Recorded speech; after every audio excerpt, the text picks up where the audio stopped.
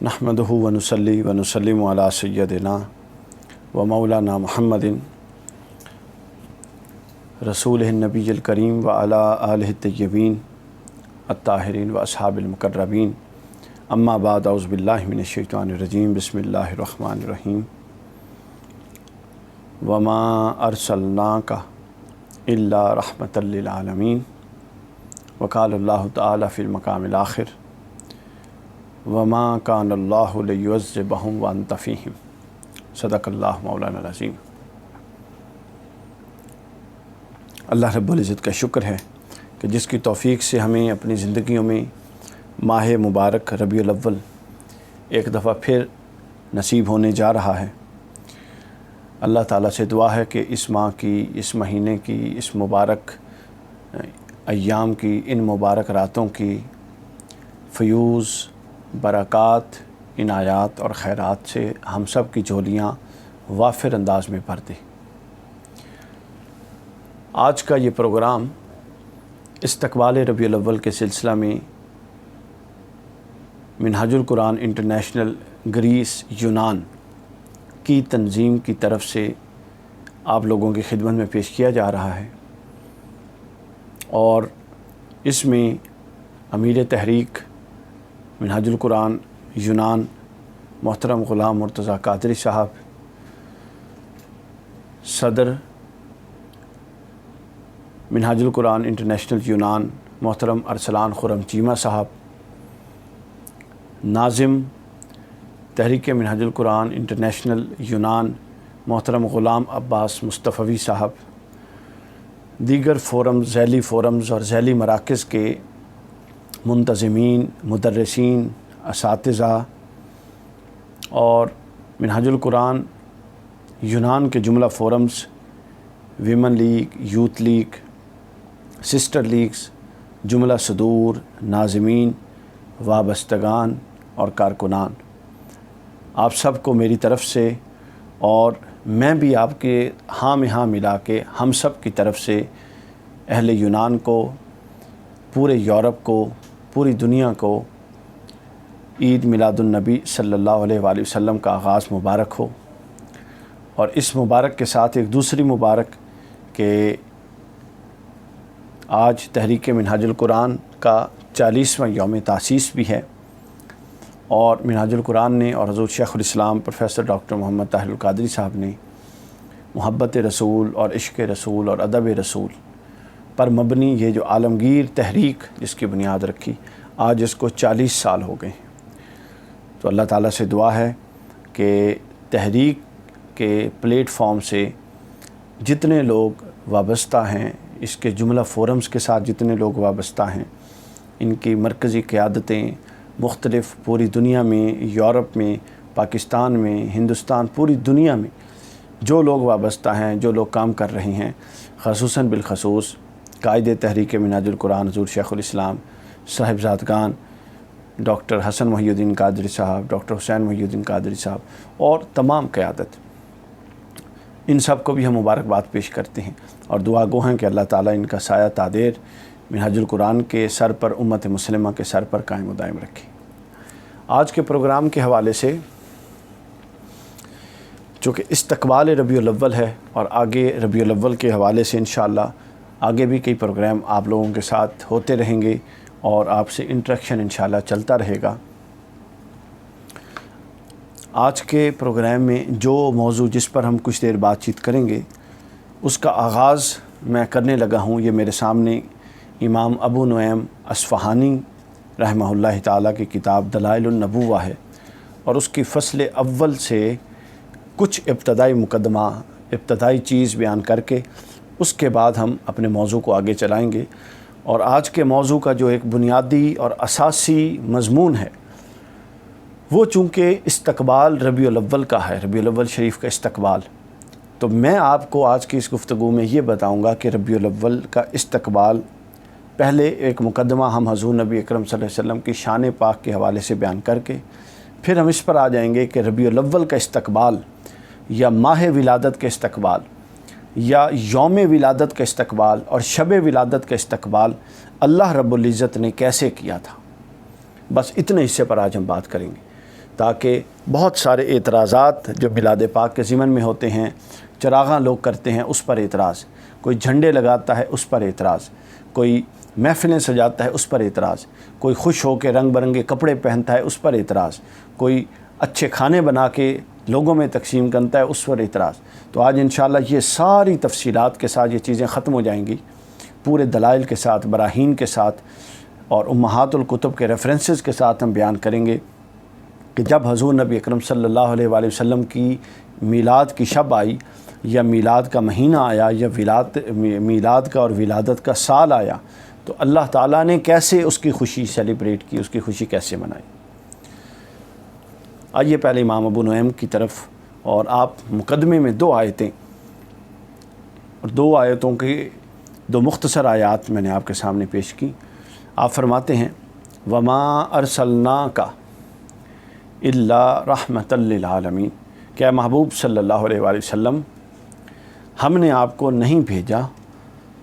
مگر تمام جہانوں کے لیے رحمت بنا کر۔ اور اس آیت کی تفسیر میں، اس آیت کی تشریح میں اور اس آیت کی توضیح میں، یعنی تفسیر القرآن بالقرآن کے نظم پر امام ابو نعیم دوسری آیت لائے ہیں وما کان اللہ لیعذبہم وانت فیہم، اور اللہ پاک کی یہ شان نہیں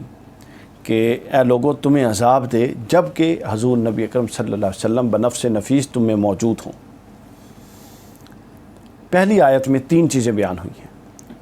جو فرمایا وما ارسلناک الا رحمۃ للعالمین، اور ہم نے نہیں بھیجا آپ کو تمام جہانوں کے لیے رحمت بنا کر۔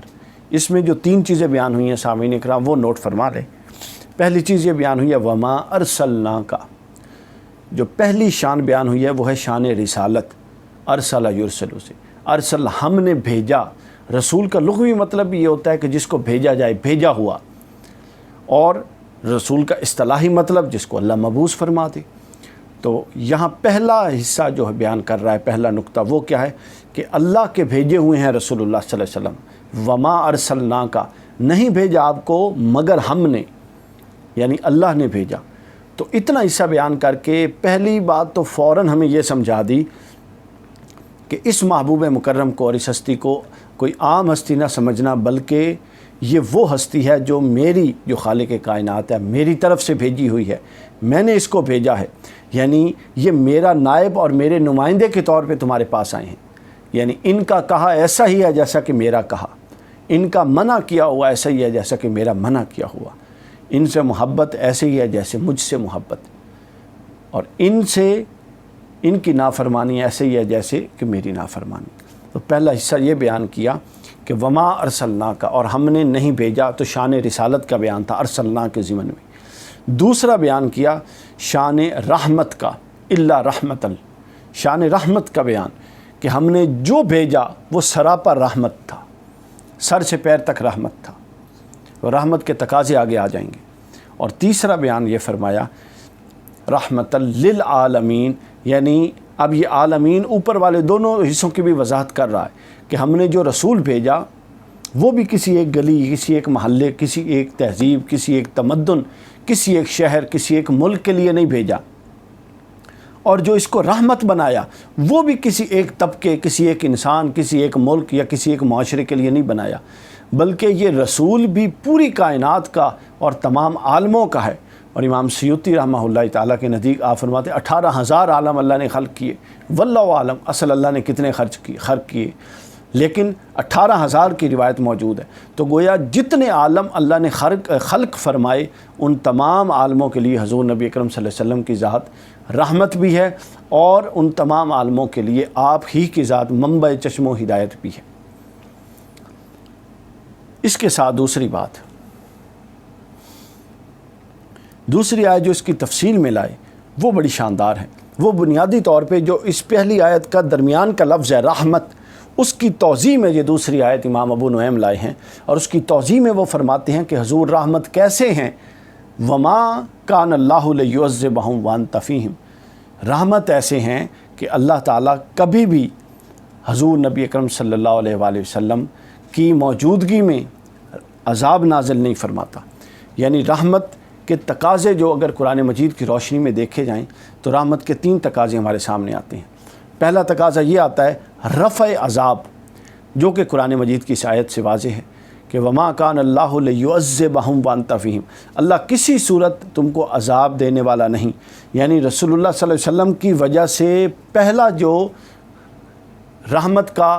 جو فیض انسانیت کو میسر آیا وہ یہ تھا کہ رفع عذاب، اس پر سے عذاب اٹھا لیا گیا. اس سے قبل کیا تھا؟ امتوں کتابیں اٹھا لیں، بھری پڑی ہیں تاریخ کی کتابیں، بھری پڑی ہیں کتابیں، اور اس کے اندر کیا ہے کہ ایک شخص پچھلی امتوں میں گناہ کرتا، اس کے چہرے پر گناہ لکھا جاتا. کوئی گناہ کرتا، ان کے چہرے بگڑ جاتے. گناہ کرتے، رات کو صبح اٹھتے تو ان کے گھروں کے باہر دستاویز لکھی ہوتی کہ اس شخص نے رات کو یہ گناہ کیا ہے. چہرے بگڑ جاتے، بندر بن جاتے، سور بن جاتے. یہ کیسے ہوتا؟ یہ اس لیے ہوتا کہ جو گناہ کرتا اس کا عذاب اس پر مسلط ہو جاتا. اب بھی وہ سب کچھ ہو رہا ہے، اس سے بڑھ کے شاید ہو رہا ہو، لیکن کسی پر گناہ کے بدلے میں یوں عذاب بیکان مسلط نہیں ہوتا، بلکہ اللہ نے اس تمام عذاب کو رفع کر رکھا ہے، ابھی اٹھا کے رکھا ہے. کیوں اٹھا کے رکھا ہے؟ اس لیے اٹھا کے رکھا ہے کہ اللہ کا وعدہ ہے کہ جب تک رسول پاک صلی اللہ علیہ وسلم اس زمین پر ہمارے درمیان موجود ہیں اس وقت تک اللہ تعالیٰ عذاب نہیں بھیجے گا. من حیث الکل اجتماعی عذاب نہیں آ سکتا. اور اگر کچھ لوگ یہاں اعتراض کریں کہ یہ صرف حضور کی وفات سے پہلے تک، وفات مبارکہ سے پہلے تک کی بات تھی، تو کیا وفات وصال مبارک کو کتنے سال ہو گئے؟ 1300 سال سے زائد ہو گیا. تو کیا اب کوئی عذاب آیا کسی پر؟ من حیث الکل پوری امت تباہ ہو گئی ہو، جس طرح بستیاں الٹ جاتی تھیں، جس طرح آپ نے دیکھا پہاڑ ٹکرا جاتے تھے اور درمیان کی وادیاں برباد ہو جاتی تھیں، ایسا اس کے بعد بھی نہیں آیا، کیونکہ حضور صلی اللہ علیہ وسلم موجود ہیں اب بھی ہم میں. تو اس کا تعلق حیات ظاہری کے ساتھ نہیں بلکہ رسول اللہ صلی اللہ علیہ وسلم کی موجودگی کے ساتھ ہے. اب جو رفع عذاب ہے کہ عذاب اللہ نے اٹھا لیا، اس کی خواتین و حضرات دو صورتیں ہیں کہ پہلی صورت عذاب اٹھا لیا، عذاب دنیاوی اٹھا لیا، جس کا بھی میں نے بیان کیا کہ دنیا میں گناہوں پر عذاب ہوتا تھا، اس وقت گناہوں پر اس طرح سے فوری عذاب نازل نہیں ہوتا. تو رسول اللہ کی شان رحیمیت کے صدقے پہلا حصہ یہ ملا اس کے فیض کا کہ اللہ نے وہ جو عذاب فوری آتا تھا عذاب دنیاوی اٹھا لیا. رحمت کا دوسرا حصہ وہ یہ ملا کہ عذاب اخروی بھی اللہ تعالیٰ حضور نبی اکرم صلی اللہ علیہ وسلم کے صدقے اور آپ کی رحیمیت کے صدقے میں اٹھا لے گا. اس کی کیا صورت ہے؟ اس کی صورت یہ ہوگی، اور اس کی بھی دو صورتیں. ایک صورت تو یہ کہ جب رسول اللہ صلی اللہ علیہ وسلم تشریف نہیں لائے تھے، ہر کوئی کفر میں، گمراہی میں، بت پرستی میں، شرک میں مبتلا تھا، اور جو بھی اس حالت میں مرتا وہ یقیناً جہنم میں جاتا اور ساری عمر اور ابدی خسارے میں چلا جاتا، ہمیشہ جہنم میں رہتا. تو آپ کی شان رحیمیت سے جو پہلا رفع عذاب ہوا، اخروی کی بات کر رہا ہوں، دنیاوی ہو چکا، اخروی جو رفع عذاب ہوا وہ کیا ہوا؟ وہ یہ ہوا کہ جہنم سے امان مل گئی، اور رسول اللہ کی آمد کے بعد آپ پر ایمان لا کے ہم جنت میں داخل ہونے کے قابل بن گئے. یعنی ہر مومن جنت میں جائے گا. تو جب جنت میں داخل ہونے کے قابل بن گئے اور کفر سے بچ گئے رسول اللہ پر ایمان لا کر، تو یہ رفع عذاب کی ایک اولین صورت تھی جو اخروی زندگی کے ساتھ مشروط ہے. اسی طرح رفع عذاب کی اخروی زندگی میں ایک دوسری صورت ہے اور اس کو شفاعت کہتے ہیں. یعنی ایسا ہوگا کہ جب اعمال تل رہے ہوں گے، جنتی جنت میں، دوست کی دوزخ میں، تو جن مسلمان مومنین کے اعمال کم ہوں گے، برائیاں زیادہ ہوں گی، نیکیاں کم ہوں گی، وہ اپنے گناہوں کی سزا کے لیے تھوڑے وقت کے لیے جہنم میں ڈالے جائیں گے. اور یہ ترمذی بہت ساری حدیث کی کتب میں یہ بالکل کتاب الشفاء میں حدیثیں موجود ہیں. حضور شیخ الاسلام نے عقیدہ شفاعت میں ان تمام احادیث کو جمع کر کے اس کی تخریج کر دی ہے. اس کا خلاصہ میں بتا دیتا ہوں. اس کا خلاصہ یہ ہے کہ جب مومن جہنم میں چلے جائیں گے مسلمان اپنے گناہوں کی وجہ سے، جن کی نیکیاں کم اور گناہ بڑھ جائیں گے، تو پھر کیا ہوگا؟ حضور نبی اکرم صلی اللہ علیہ وسلم، اللہ تعالیٰ کا عرش سجا ہوگا، اور اللہ تعالیٰ کے عرش کے آگے حضور نبی اکرم صلی اللہ علیہ وسلم سجدہ ریز ہو جائیں گے. اللہ تعالیٰ فرمائے گا ارفع راسک، اپنا سر انور، اپنا چہرے انور اٹھائیے، سل تو عطا، وشفا تو شفا، سوال کیجئے آپ کو عطا کیا جائے گا، شفاعت کیجئے آپ کی شفاعت قبول فرمائی جائے گی. تو جب یہ اللہ فرمائے گا تو حضور جواباً عرض کریں گے امتی امتی، اے اللہ میری امت، اے اللہ میری امت. تو اللہ تعالیٰ فرمائے گا کہ آپ جائیے اور جہنم میں ہر اس شخص کو نکال لیجئے جس کے دل میں ایک جو کے دانے کے برابر ایمان ہے. حضور نبی اکرم صلی اللہ علیہ وسلم جائیں گے اور جس جس کے دل میں ایک جو کے دانے کے برابر ایمان ہے اس کو وہاں سے نکال کے واپس لائیں گے اور جنت میں ڈال دیں گے۔ اس کے بعد پھر اللہ کی بارگاہ میں سر بسجود ہو جائیں گے۔ تو جب دوسری دفعہ سر بسجود ہوں گے تو اللہ پھر یہی فرمائے گا، ارفع راسک سل تؤتا وشفا تشفا، اپنا چہرہ انور سر اٹھائیے اے محمد صلی اللہ علیہ وسلم، سوال کیجئے آپ کو سنا جائے گا، شفاعت کیجئے آپ کی شفاعت قبول کی جائے گی۔ حضور فرمائیں گے یا باری تعالیٰ امتی امتی، اللہ فرمائے گا کہ جاؤ اور جس کے دل میں جس کے دل میں جو کے دانے کے نصف کے برابر ایمان ہے اس کو نکال کے لاؤ۔ دوسری دفعہ جائیں گے اور نصف جس کے دل میں جو کے دانے سے نصف کے برابر ایمان ہے حضور اس کو لے کر آ جائیں گے اور جہنم میں سے نجات دلا کے جنت میں داخل فرما دیں گے، اور آ کے پھر سجدہ ریز ہو جائیں گے۔ پھر وہی اللہ فرمائے گا کہ اے محبوب آپ چہرہ انور اٹھائیے، آپ سوال کیجئے آپ کی شفاعت قبول کی جائے گی۔ تو حضور فرمائیں گے کہ باری تعالیٰ امتی امتی، اللہ فرمائے گا کہ اے محبوب اب جائیے اور جس کے دل میں رائی کے برابر ایمان ہے اس کو جہنم سے نکال کے جنت میں لے کر آئیے۔ حضور جائیں گے اور اس کو جہنم سے نکال کے جنت میں لے کر آ جائیں گے۔ یہ ہو گیا۔ اس کے بعد یہ تیسری دفعہ کر کے چوتھی دفعہ پھر اللہ کی بارگاہ میں سر بسجود ہو جائیں گے، اور وہ جب چوتھی دفعہ سر بسجود ہوں گے تو پھر اللہ فرمائے گا ارفع راسک سل تؤتا وشفا تشفا، شفاعت کیجیے آپ کی شفاعت قبول ہوگی۔ اے محبوب آپ کیا چاہتے ہیں؟ آپ اللہ کی بارگاہ میں عرض کریں گے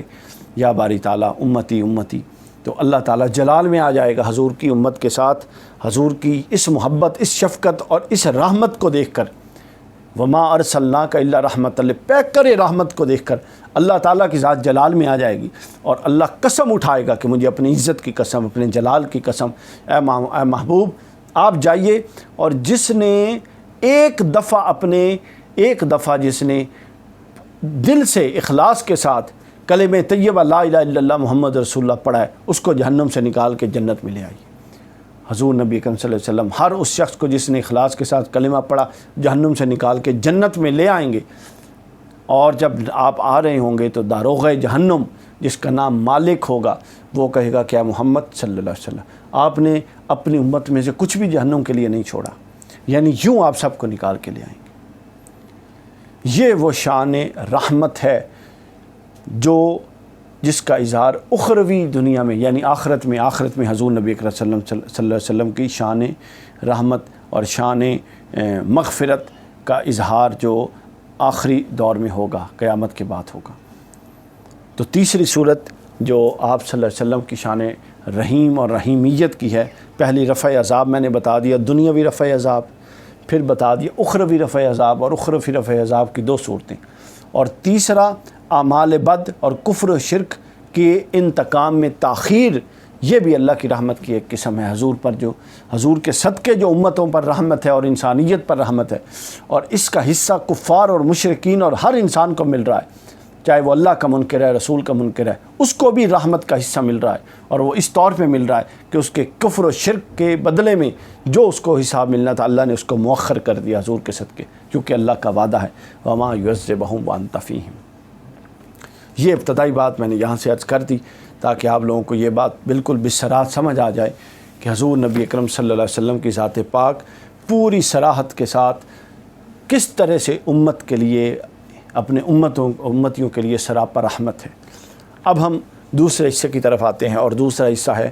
کہ جب ایسا رحیم، ایسا کریم نبی اور ایسی شان والا رسول آ رہا تھا تو یقیناً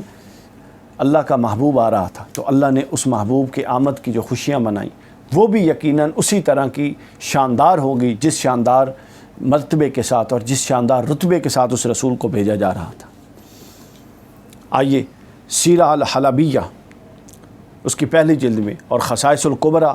امام جلال الدین سیوطی، یہ میرے سامنے موجود ہے، اس کی پہلی جلد میں روایت کیا گیا کہ ولادت مبارکہ سے قبل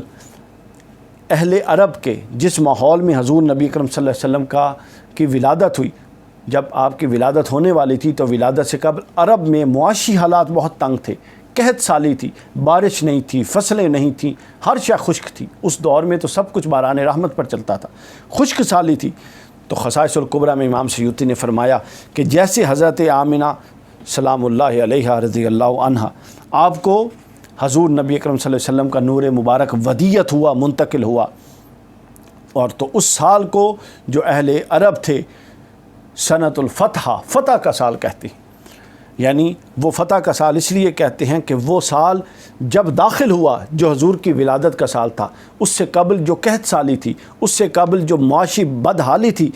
اسرت تھی، تنگ دستی تھی، اللہ نے اپنے محبوب کی آمد کے صدقے اس تنگ دستی کو ختم کیا، اس قحط سالی کو ختم فرمایا، اور اتنی برکت دی، اتنی بارش برسی کہ زمین بھی ہریالی ہو گئی، پھل بھی آئے اور ہر طرف سبزہ ہی سبزہ ہو گیا۔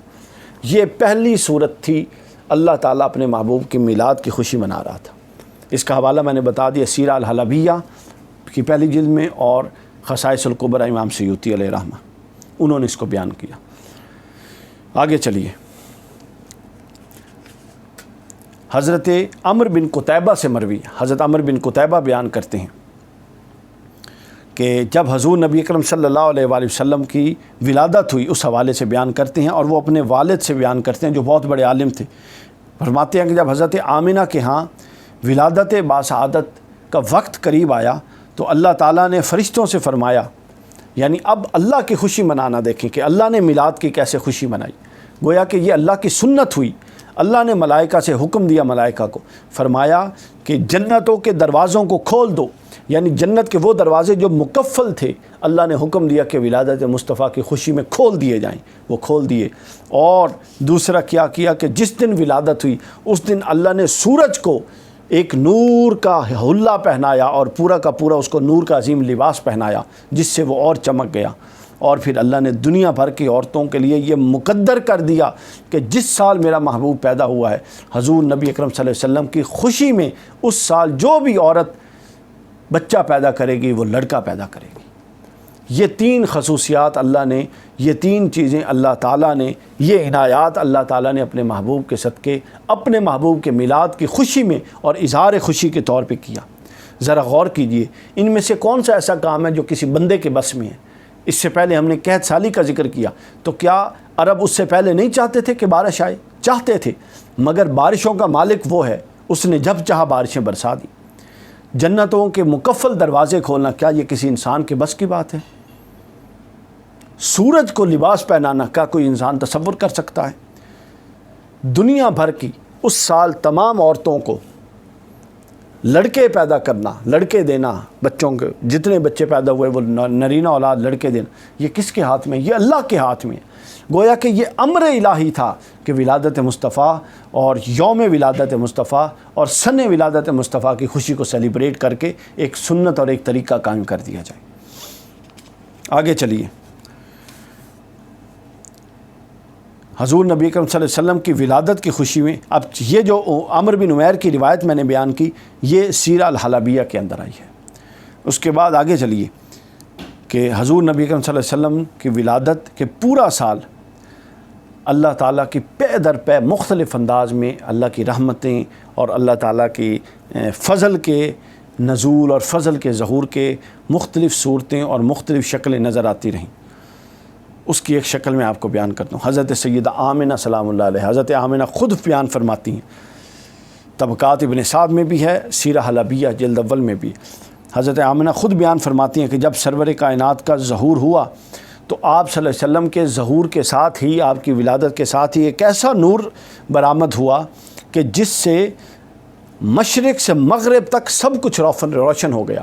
یعنی وہ نور اپنی قوت اور اپنی وسعت میں اتنا عظیم تھا کہ آپ مکہ میں تھیں مگر اس نور کی روشنی سے آپ مکہ میں بیٹھ کے مشرق بھی کل مظاہرہ دیکھ رہی تھی اور مغرب بھی کل کا کل دیکھ رہی تھی۔ یعنی اللہ نے مشرق و مغرب کو روشن فرما دیا، پوری کائنات کو روشن فرما دیا، پوری کائنات کو منور فرما دیا۔ اور یہ تو تصرف والدہ کا تھا کہ جو مکہ میں بیٹھ کے مشرق بھی دیکھ رہی ہے اور مغرب بھی دیکھ رہی ہے۔ تو جس مولود کی خوشی میں اور جس مولود کی برکت سے اور جس عظیم نبی جو ان کی گود میں پیدا ہو رہے تھے، جن کی برکت سے آپ کو یہ مقام میسر آ رہا تھا، آپ تصور کریں کہ اس کا اپنا مقام کیا ہوگا۔ یہی بات دوبارہ خصائص الکبریٰ میں جلد اول صفحہ نمبر 116 میں بھی بیان ہوئی۔ آپ بیان فرماتی ہیں، حضرت آمنہ بیان فرماتی ہیں کہ ولادت باسعادت کے وقت حضور نبی اکرم صلی اللہ علیہ وسلم کی والدہ ماجدہ نے ایک ایسا نور دیکھا کہ جس سے مکہ میں بیٹھے شام کے محلات روشن ہو گئے. یعنی آپ مکہ میں تھیں اور شام تک سب کچھ آپ نے دیکھ لیا. یعنی آپ کے نور رسالت مآب کا تصرف اور اس کی عظمت اور اس کی برکت یہ تھی کہ مکہ میں بیٹھ کے اس نے شام کے محل دکھا دیے. اور آگے چلیے، یہ بھی اسی خصائص الکبریٰ کی پہلی جلد میں بیان ہوا. خصائص الکبریٰ کی پہلی جلد میں ہی بیان ہوا کہ حضرت ابراہیم علیہ السلام کی دعا. حضرت آپ سے جب پوچھا گیا کہ یا رسول اللہ آپ اپنے بارے میں ارشاد فرمائیں، تو آپ نے فرمایا میں اپنے بابا ابراہیم کی دعا اور حضرت عیسیٰ کی بشارت ہوں. نیز آپ نے فرمایا میری والدہ نے یہ خواب دیکھا کہ ان کے جسم اطہر سے ایک نور نکلا اور اس نور سے شام کے محلات روشن ہو گئی. اسی طرح آگے ایک اور جگہ پہ فرمایا کہ دوران حمل حضور نبی کریم صلی اللہ علیہ وسلم کی والدہ محترمہ نے خواب دیکھا کہ آپ کے جسد اختر سے ایک ایسا نور نکلا ہے جس نور سے شام اور بصرہ کے محلات چمک اٹھی. یہ روایات بیان کر کے امام جلال الدین سیوطی اپنا موقف کہتے ہیں. میں کہتا ہوں اقول، امام سیوطی کہتے ہیں کہ میں کہتا ہوں کہ اس روایت میں نہ تو زمان حمل کے ایک خواب کا ذکر ہے مگر شب ولاد کا واقعہ عینی مشاہدہ ہے، عینی مشاہدہ جو لوگوں نے کیا. یعنی یہ تو خوابوں کے ذکر تھے. وہ کہتے ہیں خواب کا ذکر تو اپنی جگہ بجا، مگر حضور صلی اللہ علیہ وسلم کی ولادت کے وقت نور کے ظہور اور نور سے شام بصرہ کے محلات اور پوری دنیا اور مشرق و مغرب کا روشن ہونا، آپ فرماتے ہیں عینی شاہدین اس پر موجود ہیں. جب پوچھا گیا کہ وہ عینی شاہدین کون ہیں، وہ عینی شاہدین کون ہیں، تو اس پر امام جلال الدین سیوطی بیان فرماتے ہیں کہ عینی شاہدین کون ہیں. آپ بیان فرماتے ہیں حضرت شفا رضی اللہ تعالی عنہ، حضرت شفا کے حوالے سے، اور حضرت شفا حضرت عبد الرحمن بن عوف کی والدہ ہیں. حضرت عبد الرحمن بن عوف کی والدہ آپ بیان کرتی ہیں کہ جب حضور نبی اکرم صلی اللہ علیہ وسلم کی ولادت ہوئی تو میں حضرت آمنہ کے کمرے کے اندر تھی، اور نو مولود کو جب آپ کی ولادت ہوئی تو آپ کے رونے کی آواز آئی اور میں نے نو مولود کو اٹھا لیا، اپنے ہاتھوں میں اٹھایا. تو اس کے بعد فرماتی ہیں کہ میں نے سنا کہ کوئی کہہ رہا تھا کہ اللہ کی تم پر رحمت ہو، تمہارے رب کی تم پر رحمت ہو،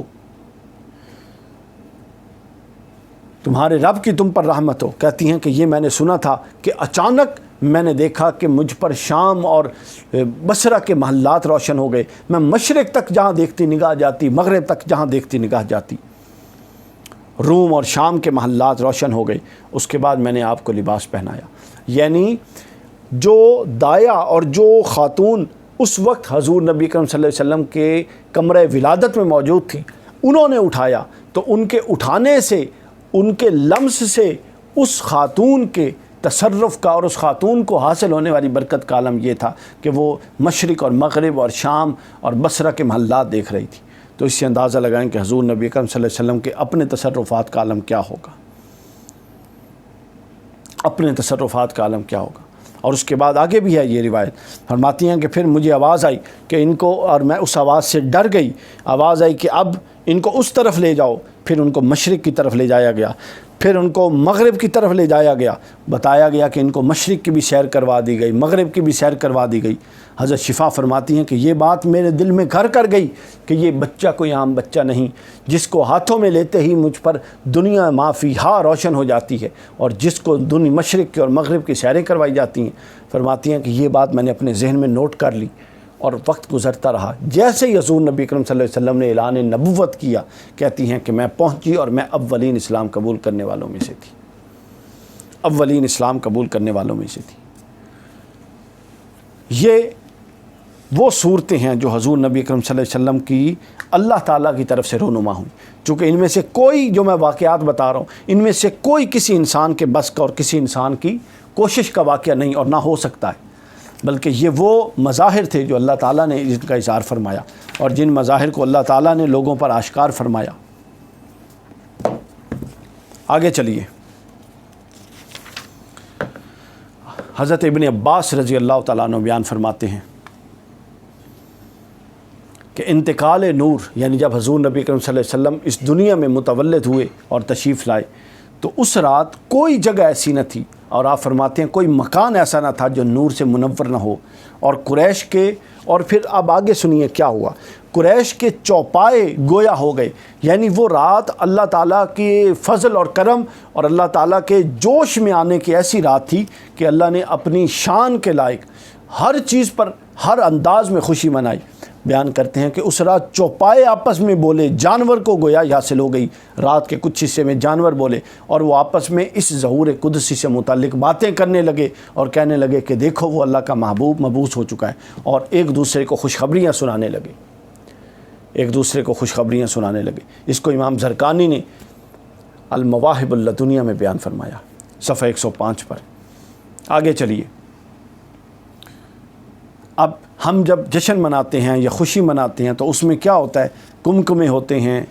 محلوں اور بازاروں میں چراغاں منور، یہ سارا کچھ کیا جاتا ہے، منور کیا جاتا ہے۔ اس حوالے سے بھی اس پر بھی اعتراض ہوتا ہے۔ اس پر سنیے کہ جب حضور صلی اللہ علیہ وسلم کی ولادت کی شب آئی تو کیا ہوا، خالق کائنات نے اس طریقے سے خوشی منائی کہ رہتی دنیا تک کے لیے سب انسانیت کو سبق دے دیا۔ حضرت عثمان بن ابی العاص کی والدہ حضرت فاطمہ بنت عبداللہ ثقیفہ رضی اللہ عنہ فرماتی ہیں کہ جب حضور صلی اللہ علیہ وسلم کی ولادت ہوئی اس وقت میں خانہ کعبہ میں موجود تھی، اور میں نے کیا دیکھا، میں نے دیکھا کہ خانہ کعبہ منور ہو گیا اور ستارے زمین کے اتنے قریب آ گئے کہ مجھے یہ گمان ہونے لگا کہ وہ مجھ پر نہ گر جائیں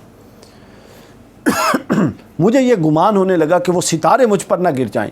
گویا کہ وہ ستارے، آسمان کے ستارے زمین پر ذات محمد مصطفیٰ صلی اللہ علیہ وسلم کو سلامی دینے کے لیے آ رہے تھے۔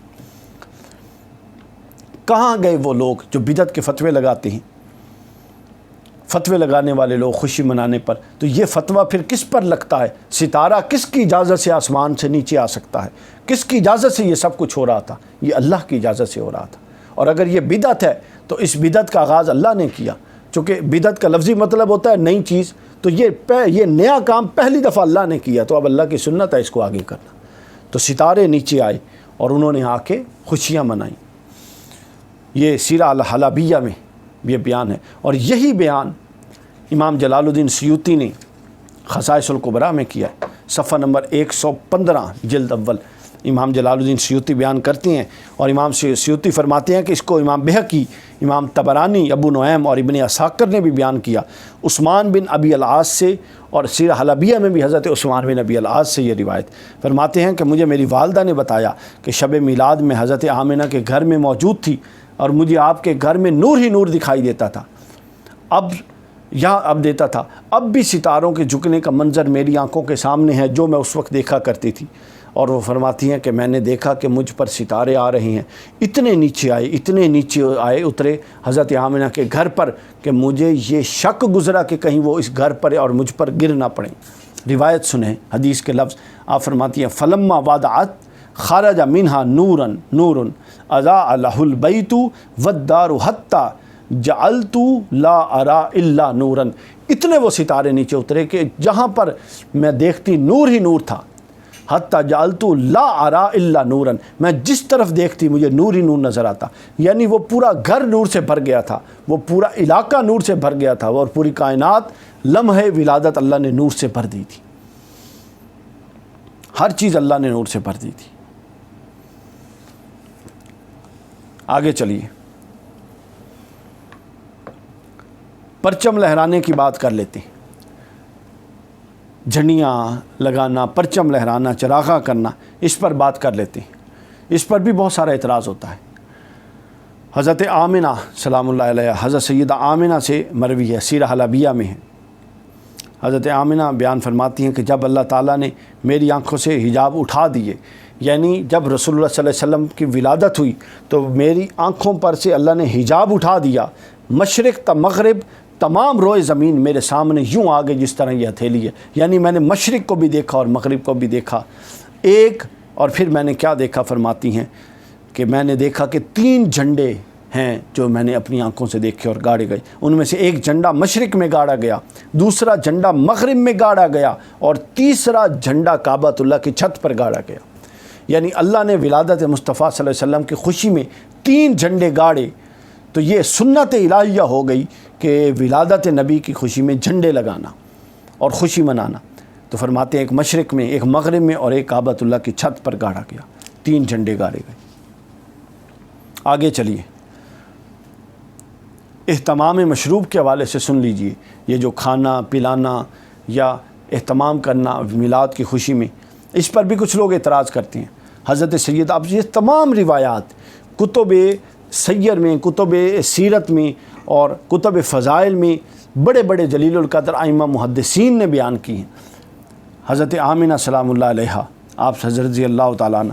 آپ سے تفصیل کے ساتھ صراحت کے ساتھ یہ بات بیان ہے۔ آپ فرماتی ہیں کہ جب رسول اللہ صلی اللہ علیہ وسلم کی ولادت ہوئی تو مجھے غیب سے ایک ایسا مشروب پلایا گیا جسے پی کر میں نے بے انتہا فرحت محسوس کی۔ وہ شربت شہد سے میٹھا تھا اور شہد سے زیادہ فرحت بخش تھا۔ کون پلا رہا تھا؟ یہ اہتمام کون کر رہا تھا؟ سامعین کرام، یہ سننے کی، سوچنے کی بات ہے کہ یہ تمام اہتمام کوئی انسان نہیں کر سکتا، نہ کسی انسان کے بس کے ہیں یہ اہتمام، بلکہ یہ تمام کے تمام اہتمام اللہ کی ذات کر رہی تھی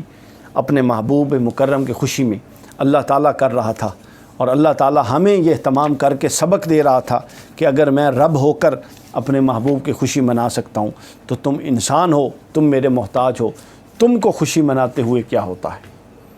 آخری روایت،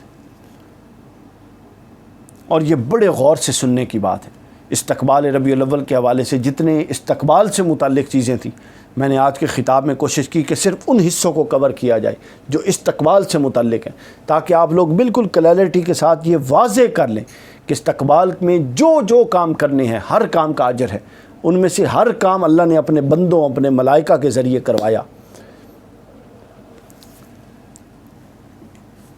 یہ آخری، اب میں ایک روایت آپ کے سامنے پیش کروں گا، یہ تھوڑی طویل ہے لیکن کیا ایمان افروز روایت ہے۔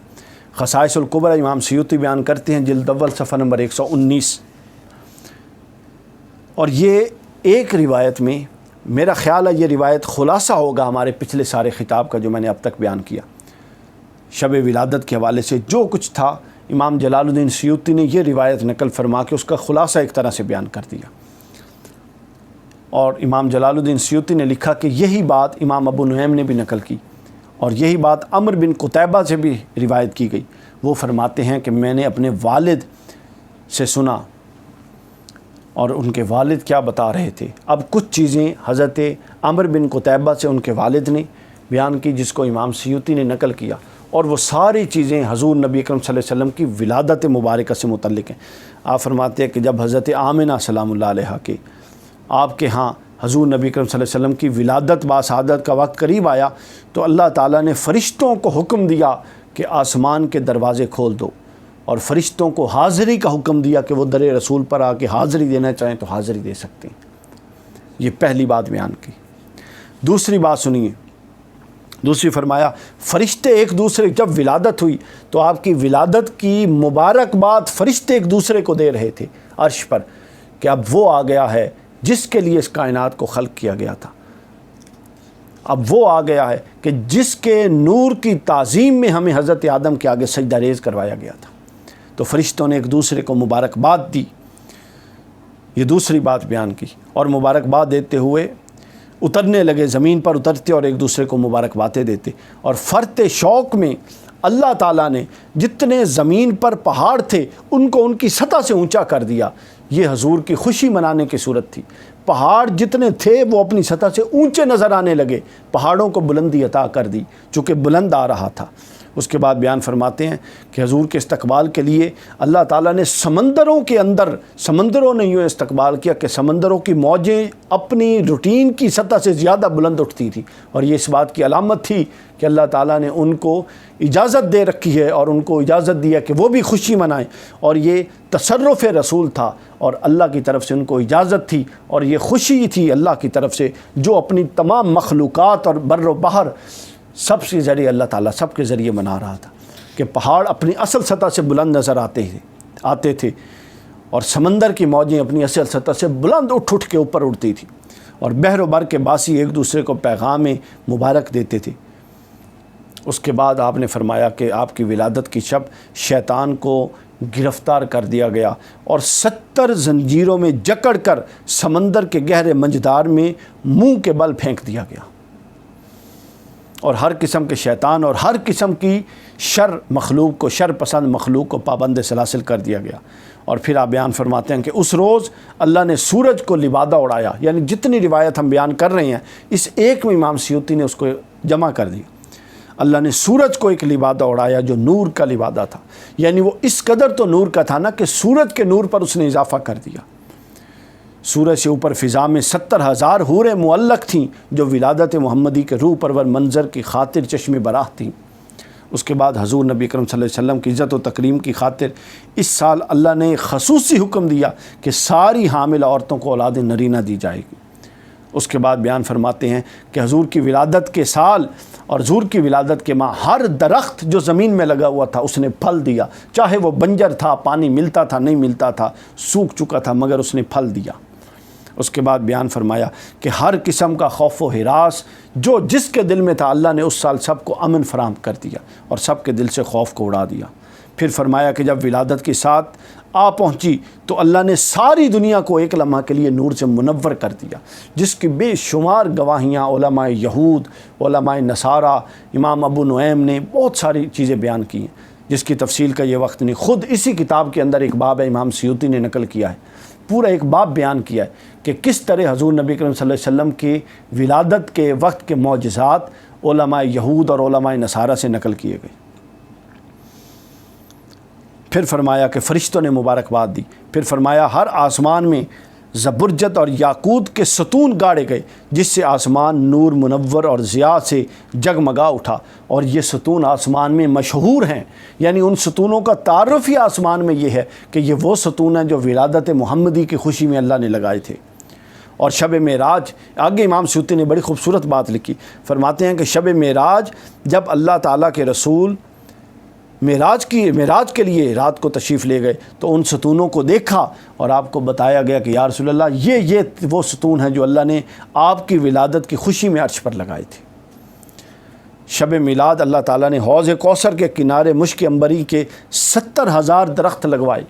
یہ اللہ ہے جو اتنی خوشیاں منا رہا ہے، 70,000 درخت لگوائے جن کے پھلوں میں جنتیوں کے لیے خوشبوئیں ہوں گی اور جو خوشبوئیں بسا دی۔ اور پھر اس رات تمام آسمان والے سلامتی کی دعائیں کرتے رہے۔ اور پھر اس رات جس رات آپ کی ولادت ہوئی سارے بت منہ کے بل گر پڑے۔ لات اور عزا، یہ دو مشہور بتوں کے نام، لات اور عزا اپنے مقام کو چھوڑ کر ایک طرف ہو گئے اور یہ کہہ رہے تھے تعجب ہے قریش کی قسمت پر کہ ان کے ہاں امین آ چکے ہیں، ان کے ہاں صدیق آ چکے ہیں۔ قریش نہیں جانتے تھے کہ کون سی عظمت اور سعادت ان کے حصے میں آئی۔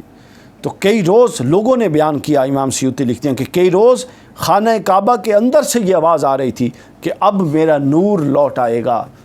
اب مجھے دیکھنے والے میرے زائرین آئیں گے، اب جہالت کی علائشوں سے میں پاک کیا جاؤں گا، اے عزا تو تباہ ہو گیا۔ یہ کعبہ کی دیواروں سے آواز آتی تھی، اور عزا اور لات اور منات جو کعبہ کے اندر پڑے تھے ان کو وہ مخاطب کرتے تھے کہ اب تو تباہ ہو گیا۔ بیت اللہ شریف میں 3 دن اور 3 رات تک زلزلہ رہا اور یہ کیفیت رہی۔ یہ پہلی نشانی تھی، امام سیوطی فرماتے ہیں، جو قریش نے حضور نبی اکرم صلی اللہ علیہ وسلم کی ولادت کی اپنی آنکھوں سے دیکھی، پہلی نشانی تھی۔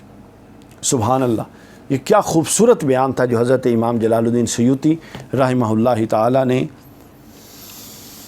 خصائص الکبریٰ میں حضور کی ولادت کے حوالے سے کیا۔ خواتین و حضرات، اہل یورپ اور اہل یونان، یہ وہ کچھ چیزیں میں نے آپ کے سامنے نمونہ کے طور پہ پیش کی کہ اللہ تعالیٰ اپنے محبوب مکرم صلی اللہ علیہ وسلم کا میلاد اور ولادت کی خوشی اور ولادت کے مہینے کے آغاز کی خوشی اور سال ولادت کے آغاز کی خوشی اور شب ولادت کے آغاز کی خوشی میں اللہ تعالیٰ نے کیا کیا اہتمامات کیے۔ اس کے علاوہ بے شمار موضوعات ہو سکتے تھے، لیکن میں نے صرف اتنا حصہ چن کر بیان کیا کہ اللہ تعالیٰ نے کیا اہتمامات فرمائے۔ پہلا حصہ میں نے قرآن مجید سے بیان کر دیا اور باقی حصہ کتب سیرت سے اور کتب فضائل و مناقب سے، بڑے جلیل القدر ائمہ اور محدثین جو ہمارے لیے سند ہیں اور جن کی عبارات اور جن کی چیزیں ہم اپنی کتابوں میں اور اپنے خطابات میں بیان کرتے ہیں، جو سند ہیں، کوئی اس میں کچی بات نہیں۔ تو ہم نے دیکھا کہ اللہ تعالیٰ نے اپنے محبوب مکرم صلی اللہ علیہ وسلم کا میلاد پاک کیسے منایا، کس اہتمام سے منایا، جھنڈیاں بھی لگوائیں، جھنڈے بھی عرش پر لگوائے، نور بھی پھیلایا، چراغاں بھی ہوا، ستارے آسمان کے بھی نیچے آئے، رزق بھی کشادہ کیے، بنجر پھلوں کو بھی، بنجر درختوں کو بھی پھل لگائے، سب کو بیٹے بانٹے، اور نہ جانے اللہ نے کیا کیا۔ تو لہٰذا ہمارا بھی ایمانی تقاضا ہے کہ جب سے یہ ماہ مبارک کل سے انشاءاللہ یورپ میں اور پرسوں سے پاکستان میں آغاز ہو رہا ہے، تو اس ماہ مبارک میں جتنا زیادہ سے زیادہ ہو سکے حضور نبی اکرم صلی اللہ علیہ وسلم کی ولادت، میلاد پاک کی محافل سجائیں، چونکہ ان محافل سے ایمان کو جلا ملتی ہے، دل مردہ تازہ ہوتا ہے۔ درود پاک کی کثرت کریں، یہ بہترین مہینہ ہے درود کی کثرت کا، درود پاک کی کثرت کریں، محافل میلاد زیادہ سے زیادہ سجائیں، اور یہی ہمارا اور یہی منہاج القرآن کا امتیاز ہے۔ اور محافل میلاد میں فضولیات سے بالکل پرہیز کریں، قرآن مجید کی تلاوت ہو، نعت ہو، حضور نبی اکرم صلی اللہ علیہ وسلم کا ذکر ہو، حضور کے فضائل و مناقب ہوں، یہ سب کام ہو جو میں نے آپ کے سامنے بیان کیے ہیں، یہ چیزیں اپنی اگلی نسلوں میں منتقل کریں تاکہ ہمارا یہ عقیدہ اور اہل سنت کا یہ عقیدہ آگے منتقل ہو۔ اللہ تعالیٰ سے دعا ہے کہ ہم پر اپنا فضل فرمائے۔ بار دیگر یونان کی پوری تنظیم، منہاج القرآن یونان انٹرنیشنل کے امیر تحریک غلام مرتضیٰ قادری صاحب، صدر تحریک ارسلان خرم چیمہ صاحب، ناظم تحریک